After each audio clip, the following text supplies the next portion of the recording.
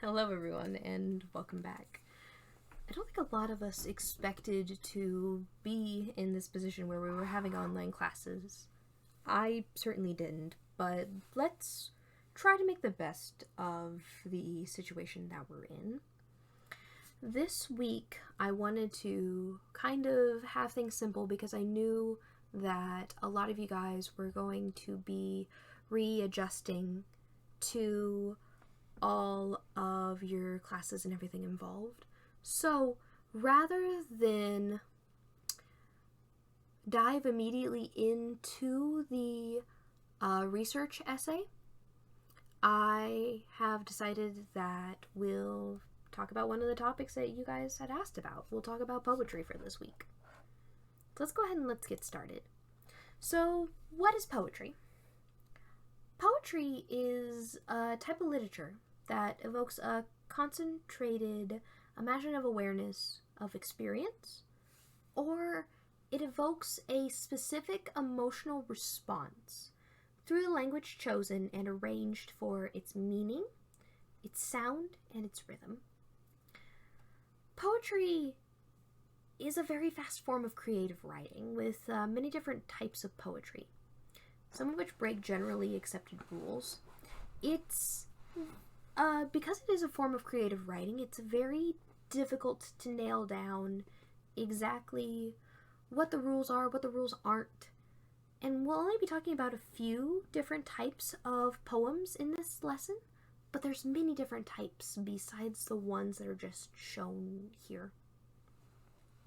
Poetry has been primarily used in religions as warnings and celebrations amongst people, and as a way for us to communicate the beauty that we see around us. Because poetry has a rhythm to it, it's even been used as a way to communicate through music. So, what is poetry? Poetry is known by a few defining characteristics, and depends upon these characteristics far more than something like prose does. Poetry can best be described as a story with a rhythm. For some, it's just as important how the poem is laid out as how it is written. And poetry uses vast and close descriptions to evoke feelings within the reader. It's fine to describe a wooden table, for example, upon which sits a cup in poetry. But it's far better if you describe the rickety old cup, like the rickety old table, and the broken glass that sits upon it.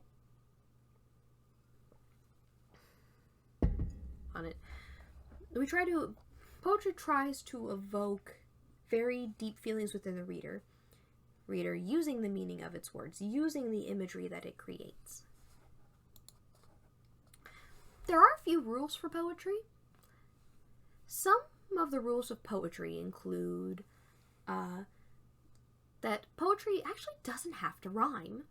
There are certain types of poems in which you will never see a rhyme, interestingly enough. A lot of people do tend to think that poetry has to rhyme, but it really doesn't. Poetry, however, does have to have a rhythm to it. This is generally called a pentameter, but there's various other forms of meter. There's many types of pentameter, and while they aren't required in poetry, are an easy way to create rhythm without rhyming. The most common form of these pentameters is iambic pentameter and trochaic pentameter. Poetry, as a rule, is also descriptive. It invokes an image or an emotion in the reader. It's better for the words that you're using to evoke a meaning than to just force a rhyme. And sometimes it may just be easier to rewrite the sentence rather than have to rewrite part of the poem rather than having to force a rhyme. So let's go ahead and talk about pentameters. Iambic pentameter is the most common pentameter in English, and consists of an unstressed and a stressed syllable. This rhythm tends to occur in a 1-2 beat. And we can see these a lot in Shakespeare. Shall I compare thee to a summer's day? Type of a deal. Shall I, stressed, unstressed, stressed, unstressed, type of a deal. Iambic pentameter specifically consists of 10 syllables, 10 sounds in a single sentence. Now, trochaic pentameter is the opposite of iambic, consisting of a stressed and then an unstressed syllable. This rhythm also occurs in that 1-2 beat. And the raven never flitting, still is sitting, still is sitting. You can see how those beginning syllables are focused on. Trochaic pentameter also tends to have 10 syllables, tends to have that 10 sounds in a single sentence.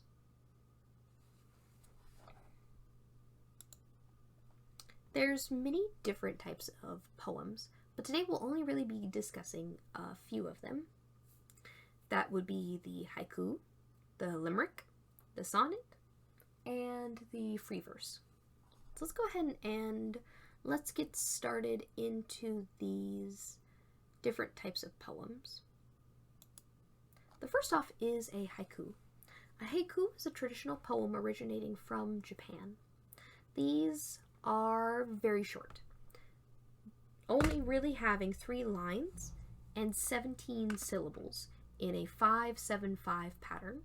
The first line having 5 syllables, the second line having 7, the third line having 5. The traditional subject matter involves nature, but these types of poems have been used to describe daily life. For example, one of the original masters of the haiku, Matsuo Basho, who wrote from 1644 to 1694, in the twilight rain, these brilliant-hued hibiscus, a lovely sunset. English. But you can see in the twilight rain, these brilliant-hued hibiscus, a lovely sunset. But you can see how it has a flow to it because it has such a focus on making sure to keep that 5-7-5 pattern. A little boy sings, on a terrace eyes aglow, ridge spills upward. That was by Robert Gehling. Now, a limerick is a poem consisting of 5 lines, with 1 or 2 sets of rhyming lines. Generally, it flows in an A-A-B-B-A pattern. What I mean by A and B is that those are words that have a certain rhyme. A will have one type of rhyme and B will have another. Generally, the A lines are longer than the B lines, and these will generally also end with a rhyming word. Like I said before, usually these poems have 2 sets of rhymes, the A rhymes and the B rhymes, but sometimes only the A lines rhyme. The B lines don't always rhyme. Limericks, whenever it comes to their subject matter, generally deal with a funny or a comedic subject, or work to create a more humorous image for the reader. For example, Edward Lear wrote, there once was an old man with a beard, who said, "It is just as I feared. 2 owls and a hen, 4 larks and a wren, have all built their nests in my beard." Another example by Anonymous. There was a young lady of Lynn who was so uncommonly thin that when she essayed to drink lemonade, she slipped through the straw and fell in. For one example. So you can see, hold on, let me go back. So you can see with the limericks, the A lines are generally longer than the B lines. There was an old man with a beard, 2 owls and a hen. And you can also see how these lines end with, the A lines end with the same type of sound. Beard, feared, and then beard again. Or, there was a young lady of Lynn who was so uncommonly thin. She slipped through the straw and fell in. Similarly, the B lines have their own rhyme that differs from the A lines. 2 owls and a hen, 4 larks and a wren, or when she essayed to drink lemonade. So these lines each have their own rhymes to them. Now, the next one to talk about is a sonnet. A sonnet is a poem of 14 lines, generally written in iambic pentameter, although sometimes it can be in triarchic pentameter or another form of pentameter that's rarely used. Now, these can be divided into groups of rhymes. Usually a sonnet, whenever you talk about it, is divided into 2 sets of rhymes. The first being an 8-line pattern going A, B, B, A, A, B, B, A, and a 6-line pattern going C, either going C, D, C, D, C, D, or C, D, E, C, D, E, in which the letters stand for various rhyming words. A's are going to rhyme with A's, B's are going to rhyme with B's, C and D's and E's will rhyme with C, D's, and E's, respectively. Subject matters for these poems varies, but these types of poems will generally tell a small story. These stories generally focus on a single sentiment, with a small turn or some form of a clarification at the end. For example, take this sonnet. When I consider how my light is spent, ere half my days, in this dark world and wide, and that one talent which is death to hide, lodged with me useless, though my soul more bent, to serve there with my marker and present, my true account, lest he return and chide, doth God accept day labor, light denied. I can't read today.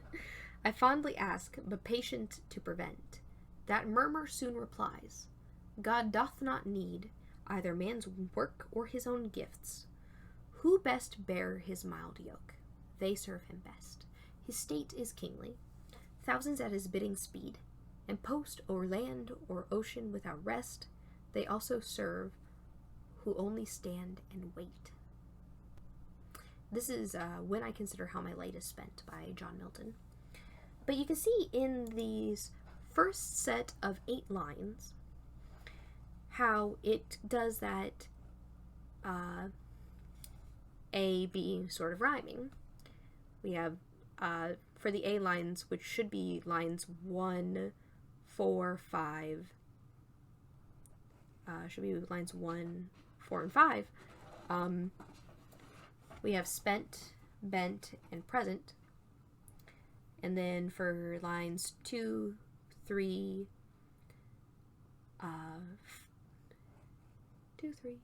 6, and 7, we have wide, hide, chide, and denied. Meanwhile,